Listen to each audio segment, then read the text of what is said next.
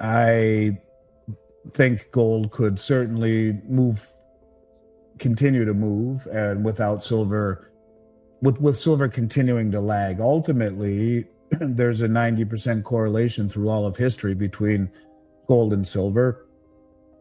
One will not go to the moon without the other coming along for the ride, but they may not move in perfect symmetry. I mean, when you talk about the trade of a generation, it's the silver to gold trade. It's so far out of whack in every single metric, and that's the result of Western suppression. You can only manipulate a market for an extended period of time and pushing it in the direction it's going and try to hold back this global demand by nations that are very motivated and coordinated now is dangerous. And I think you're seeing the beginnings of perhaps the suppression game coming to its end stages. I would never say go all in on silver. When you talk about the term asymmetrical risk reward, it's the finest I've ever seen. Lowest downside, highest upside. It's pure mathematics. If you had to just say one trade that would net you the greatest return and have muted downside, it's silver, period. If one of my children said, I'll put $100 a week into whatever you tell me, I would say without question it's silver, over any cryptocurrency, over anything. But with that being said, I think it's a mistake to ignore gold. You could argue trading your gold for silver right now at 100-to-1 ratio is a smart thing to do. You could argue it. I don't know that I would trade it all, but I could argue you trade it at 100-to-1, and if all that happens is it regresses to its 200-year price ratio, you're talking a double, which is about 43-4-to-1. It's average for the past 150 years or so. You're talking over a double. You switch back into gold. That would still mean it's coming out of the ground at 7 times higher or lower than that ratio would suggest. It's coming out of the ground at 7-to-1. You go to 42-to-1, you're 6 times higher at that number than its geological ratio is. So when you talk about someone saying you can double the amount of gold that you have, that's the kind of thing you run from, because it would have a huge amount of risk. But if I said to you, all that would happen is that you just have to get to the 100 to price averages between the two of 150 years. Well, yeah, I'll do that. If just getting to the average means a double plus, why not? And that's what I mean about it being a tremendous trade asymmetrically, low risk, high upside. And if you really wanted to put pie in the sky if you get anywhere near its geologic average, you could argue it's 11 times undervalued right now based upon its geologic footprint. You don't see things like that very often. And this is a direct byproduct of suppression by the Western banks, which have created all these distortions in not only in physical silver, but in mining shares. And certainly you can see that in the distorted ratio between the two, which, it's been here less than about 1/5 of 1% of the last 150 years at this number. So if you're a betting man, or woman, I would say you don't get many opportunities like this. Trade your gold into silver with the intention of trading it back when the ratio even comes near its 250-year average, 150-year average, 200-year average. It's a double plus. So yeah, this is unusual time where silver's in the driver's seat. But when the dust settles, if I only could buy one thing, period, and forget about upside, it would probably be gold, because when the dust settles, I think that's where the biggest money in the world will be. But if you want to add a little speculation, and maybe the finest speculation I've ever seen in terms of risk versus reward, it's silver. And I mean, at what point does the geologic ratio have to come into play? If it's being mined at a 7-to-1 ratio, meaning silver is disappearing, to keep it that far distorted creates too many arbitrage options, I think. And so, the market can be irrational longer than people can be solvent. But I think once you get anywhere near that, you're in such rarefied air that's when you mortgage the house and trade your gold and go into silver, or back up the truck into silver, because it's in many ways, I think, strategic metal, more important than gold in many ways. The world doesn't view it that way yet, but there are some that do. And I've said it forever. To me, it's the military industrial complex and their need for silver to make high-tech weapons that are the ones that have held the price down. That's why you have a handful of Western banks that have created this short position, both on London LBMA and on COMEX. Why else would they be stupid enough to carry these massive naked short positions in silver more so than in any other commodity that is traded?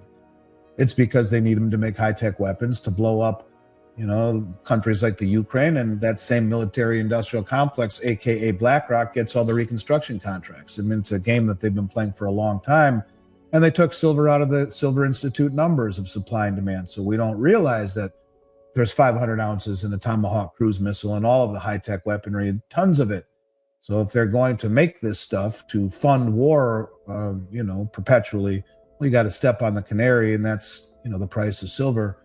But you have countries that are now motivated enough to push back against that and understand what they're doing, and that's the dangerous part. That's why I think things are changing, is that you have countries that are now on par, at least in terms of their sophistication and their wealth, to be able to challenge the Western game of rehypothecation and shorting, naked shorting, to create an illusion of reality, what these commodities are actually worth. We don't know what they're really worth.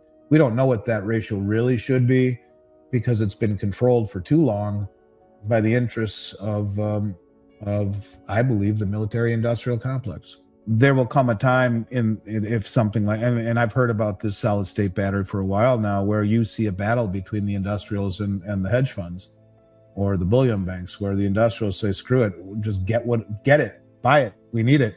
Look, China has been flying around buying concentrate and doré directly from the miners. I talk to Keith Neumeyer once in a while, and he talks about, last year was the first year he had seen like auto manufacturers come directly to the trade shows and speak directly to Keith and others, mining executives, to disintermediate the marketplace, go right to the miners. At some point, the industrial need for this stuff, it'll be get it while you still can and secure it.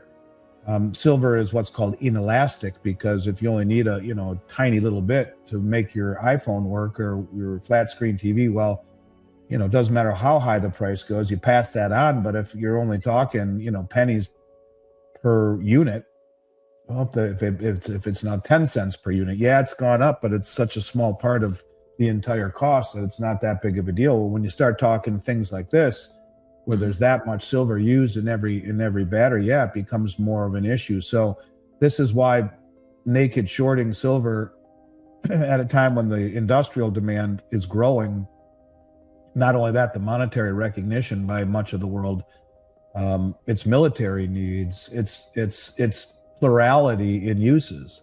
Most commodities don't have plurality of uses. You don't use wheat for anything other than making vodka or making bread.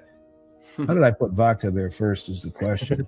But the point of or alcohol. The point of it is that the plurality of silver in its industrial uses, its military uses, it's strategic. It's not even industrial. And then you have a realization of its monetary uses. Yeah, its value has been held back by Western banks that have been able to do this for a very long time without being challenged. That seems to be changing. So yeah, to me, the industrial side, things like the solid state battery, it's huge. And you're seeing an asset that is growing in terms of its uses while it's depleting in terms of its footprint. That's why forever it was 16 to 1. For 5,000 years, not only the geologic ratio, but the price ratio was 16 to 1. And now the price ratio is 100 to 1, but the geologic ratio is 7 to 1. It's because the low-lying fruit had been picked. I've said it a million times, silver is found in nature in something called epithermal. Your skin is epidermis, near the surface. Epithermal means the big deposits were found a long time ago. They're not deep. And so there's only a handful, 5, 6, 7 silver companies, major ones. The rest of the silver production, of the 850 million ounces mined last year, under 200 plus, just barely over 200 million came from silver companies. The rest was byproduct mining by companies that don't mine silver. They just stumble across it. So yeah, it checks every box, depleting in nature, increasing in its uses. plurality in its uses, not just one area.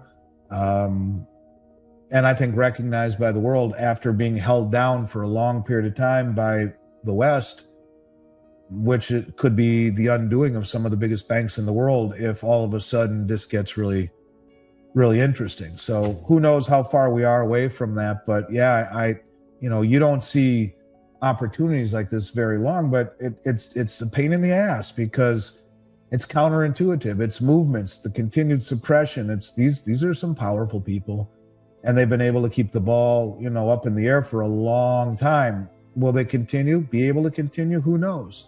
But as things get more interesting, let's say with the West and our reserve status and our image on the global stage, alternatives to the dollar, like silver, like gold, like farmland, like oil, like all of these commodities become far more important to the world than they do as just a basic commodity to make things with. So yeah, I don't think you get many chances like this, man. I truly don't, especially if you're young. I mean, it's a bet worth taking.